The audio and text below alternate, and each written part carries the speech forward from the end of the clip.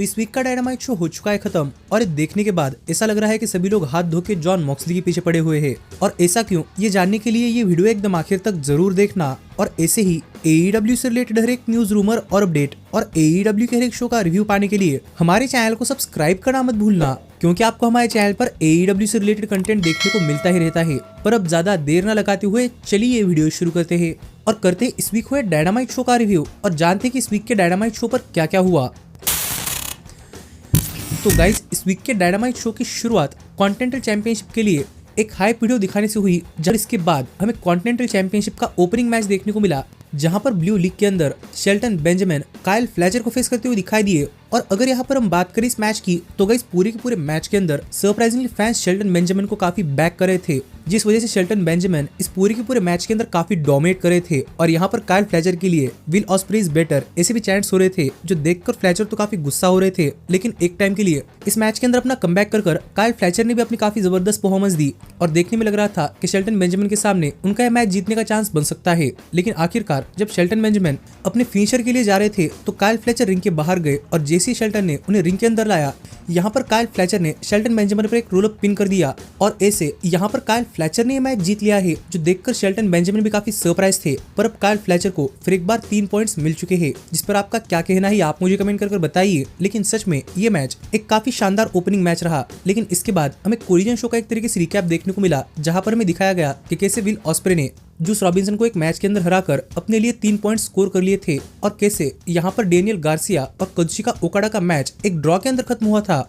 और सरप्राइजिंगली इन दोनों को यहाँ पर एक पॉइंट डिवाइड कर दिया गया है। लेकिन इसके बाद हमें शो पर हुक का रिटर्न देखने को मिला और यहाँ पर हुक निक वेन के चैलेंज का जवाब देने वाले थे, क्योंकि कुछ हफ्तों पहले निक वेन ने आने वाले AEW के डायनामाइट स्पेशल शो पर हुक को एक 1-on-1 मैच के लिए चैलेंज किया था। पर यहाँ पर बात करते हुए हुक ने निक वेन के खिलाफ एक मैच देने के लिए मना कर दिया, क्योंकि वो निक वेन से आज ही फाइट करना चाहते हैं, 2 हफ्ते बाद नहीं, और तब वो क्रिश्चियन केज को देख लेंगे। ये बातें यहाँ पर हुक ने कही और हुक के ऐसे कहते ही यहाँ पर क्रिश्चियन केज आ गए, जिन्हें देखकर हुक डिस्ट्रैक्ट हो गए और एज अ रिजल्ट पीछे से किप सेबियन और निक वेन ने आकर यहाँ पर हुक पर अटैक करना स्टार्ट कर दिया। और यहाँ पर नंबर्स एडवांटेज के चलते पेट्रियार्की को एडवांटेज मिला और उन्होंने हुक का हाथ यहाँ पर चेयर्स के अंदर फंसाकर उन पर एक कंचर्टो लगा दिया, जिससे हुक तो काफी दर्द के अंदर थे। लेकिन अब देखने के लिए मजा आएगा कि आगे चलती हुई इनकी स्टोरी के अंदर क्या होता है। लेकिन इसके बाद हमने देखा कि यहाँ पर मर्सिडीज मोने डायनामाइट शो पर आ रही थी और इन पिकेट उनका इंटरव्यू लेना चाहती थी, जहां पर इन पिकेट ने मर्सिडीज मोने से पूछा कि मर्सिडीज मोने ने कमिल को निकाल दिया है। लेकिन इसके बाद रैम्पेज शो पर सरप्राइजिंगली कमिल पर बैकस्टेज अटैक हुआ था, तो इसके बारे में उनका क्या कहना है। जहां पर जवाब देते हुए मर्सिडीज मोने ने कहा कि कमिल ने मर्सिडीज मोने को छोड़ दिया है और अब कमिल के साथ जो होगा उसके लिए मर्सिडीज मोने रिस्पॉन्सिबल नहीं है। पर जहां तक बातें उनकी TBS वुमेन चैंपियनशिप की, तो उन्होंने देखा है कि एना जी उनकी TBS वुमेन चैंपियनशिप के लिए कॉल आउट कर रही है, तो उन्हें भी मर्सिडीज मोने देख लेंगी, जो बातें यहाँ पर मर्सिडीज मोने ने कही। पर देखने के लिए मजा आएगा कि कमेल पर बैकस्टेज में किसने अटैक किया था। लेकिन इसके बाद हमें हार्ट सिंडिकेट बैकस्टेज में काफी गुस्सा दिखाई दिया, क्योंकि शेल्टन बेंजामिन यहाँ पर अपना कॉन्टिनेंटल चैंपियनशिप मैच हार गए थे और इसीलिए गुस्से में शेल्टन बेंजामिन ने यहाँ पर बैकस्टेज AEW के क्रू पर ही अटैक कर दिया। तो देखने के लिए मजा आएगा कि आगे चलती हुई हार्ट सिंडिकेट के साथ क्या होता है और क्या हार्ट सिंडिकेट को इस अटैक की वजह से कोई पेनल्टीज लगती है या नहीं। लेकिन इसके बाद हमें एडम कोल डायनामाइट शो पर एक बैटल रॉयल मैच के लिए आते हुए दिखाई दिए, जो कि डायनामाइट डजन बैटल रॉयल थी। और इस मैच के रूल्स आप अपने स्क्रीन पर देख सकते हैं, यानी कि नॉर्मल बैटल रॉयल मैच है और जो आखिरी 2 पार्टिसिपेंट्स बचेंगे वो दोनों ये मैच जीत जाएंगे।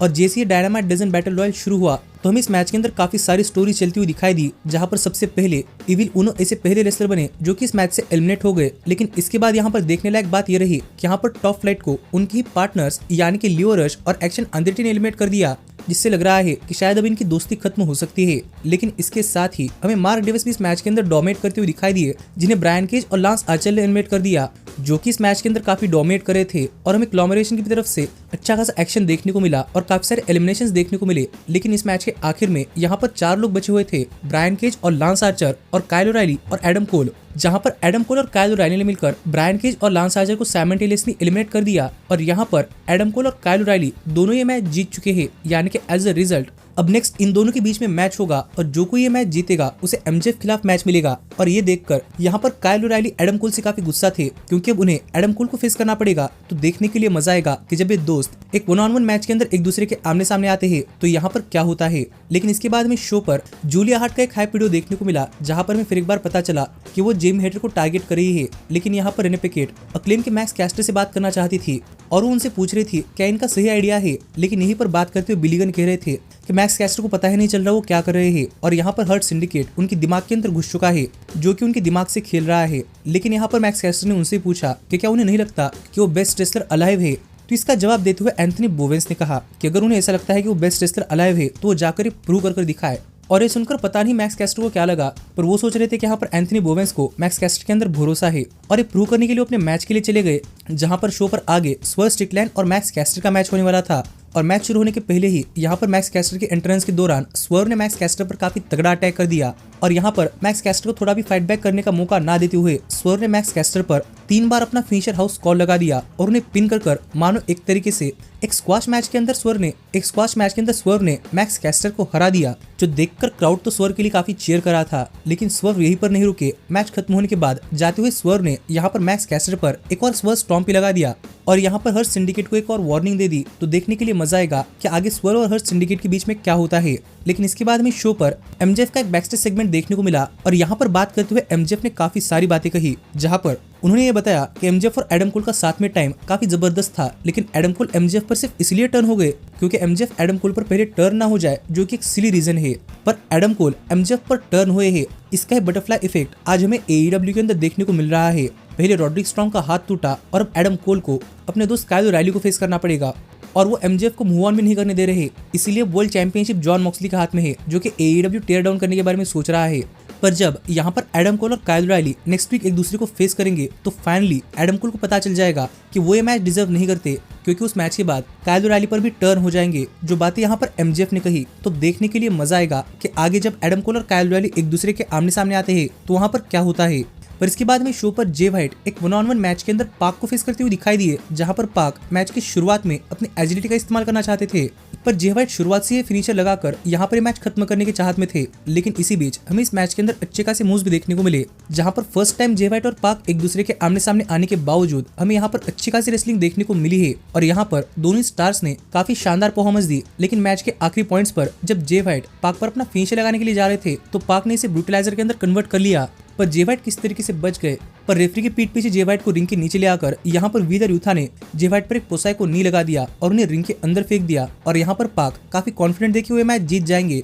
पर जैसे वो जे व्हाइट को उठा रहे थे वैसे ही जे व्हाइट ने पाक पर अपना फिनिशर ब्लेड रनर लगाकर उन्हें पिन कर यहाँ पर ये मैच जीत लिया है। और ये देखकर जब वीदर यूथा गुस्से में रिंग के अंदर आकर जे व्हाइट पर अटैक करने के लिए जा रहे थे तो जे व्हाइट ने उन पर भी एक ब्लेड रनर लगा दिया और यहाँ पर मरना शेफर्ड जे व्हाइट को रोकने के लिए आ गए और लग रहा था कि यहाँ पर कुछ हो सकता है, पर मॉक्सली ने पीछे से आकर जे व्हाइट पर अटैक करना स्टार्ट कर दिया और यहाँ पर जे व्हाइट पर पैराडाइम शिफ्ट लगाकर वो यहाँ से जा रहे थे। लेकिन सरप्राइजिंगली इतने में यहाँ पर हैंगमैन पेज आ गए और यहाँ पर हैंगमैन पेज को देखकर मॉक्सली पेज के सामने फेस टू फेस खड़े हो गए। लेकिन इतने में ही यहाँ पर एक क्रू मेंबर ने पीछे से आकर मॉक्सली को केबल से चोकआउट करना स्टार्ट कर दिया और हमें पता चला कि ऑरेंज कैसिडी है जिन्हें मरीना शेफर्ड रोकने में लगी हुई थी। और इतने में यहाँ पर हैंगमैन पेज ने आकर मॉक्सली पर अटैक करना स्टार्ट कर दिया और ऐसे ही मॉक्सली रिंग के अंदर गए, जहां पर ऑरेंज कैसिडी ने पहले मॉक्सली पर ऑरेंज पंच लगा दिया, जिसे कि जे व्हाइट ने अपने फिनिशर ब्लेड रनर के साथ फॉलो किया। और जैसे ही मॉक्सली उठ रहे थे वैसे ही हमें हैंगमैन पेज की तरफ से मॉक्सली पर एक बकशॉट लैरिएट देखने को मिली, जिस वजह से आखिरकार यहाँ पर मॉक्सली और डेथ राइडर्स को यहाँ से भागना पड़ा।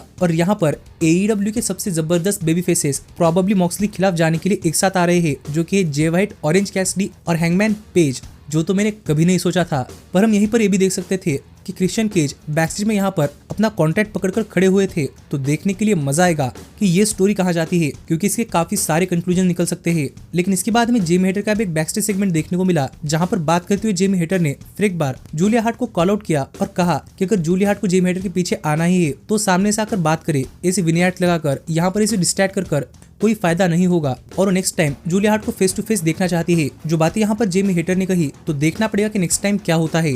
पर इसके बाद में जेरिको न्यूयॉर्क मेड कमर्शियल के अंदर यहाँ पर रिंग ऑफ ऑनर कंपनी और एईडब्ल्यू के अगले शोज के प्रमोट करते हुए दिखाई दिए। और यहाँ पर उन्होंने ये भी कहा कि काफी जल्दी सारे लोगों को पता चल जाएगा कि रिंग ऑफ ऑनर कंपनी के फाइनल बैटल पेपरू पर वो अपनी चैंपियनशिप किसके खिलाफ डिफेंड करने वाले हैं। जिसके बाद में शो पर बैंडिटो के लिए भी एक हाइप वीडियो देखने को मिला, जहां पर बैंडिटो को मोस्ट वांटेड मैन कहा जा रहा है, यानी कि वो वापस आने वाले हैं। तो देखने के लिए मजा आएगा कि उनकी रिटर्न के बाद उनके साथ क्या होता है। लेकिन इसके बाद में शो पर एनाजे और फिनोपेनी फोर्ड के बीच में एक 1-on-1 मैच देखने को मिला, जहां पर प्रॉबेबली एनाजे अपने आप को प्रूव करना चाहती थी और इन दोनों स्टार्स के बीच में ये मैच भी एक अच्छा खासा मैच रहा है, जहां पर फिनोलेपी फोर्ड और एनआरजे दोनों ने ही अपने पिछले एनकाउंटर से सीख कर इस मैच के अंदर एक्सपेक्टेशन से काफी बढ़कर डिलीवर किया। और यहाँ पर एनआरजे और फिनोलेपी फोर्ड दोनों को ही देखकर ऐसा लग रहा था कि यहाँ पर दोनों एक दूसरे को इतनी अच्छी तरीके से जानती है कि ये मैच किसी भी पॉइंट पर खत्म हो सकता है। और माना कि इस मैच के लिए क्राउड थोड़ा साइलेंट था, लेकिन मैच के आखिर में एनआरजे ने यहाँ पर फिनोलेपी फोर्ड पर अपना फिनिशर लगाकर ये मैच काफी आसानी से जीत लिया।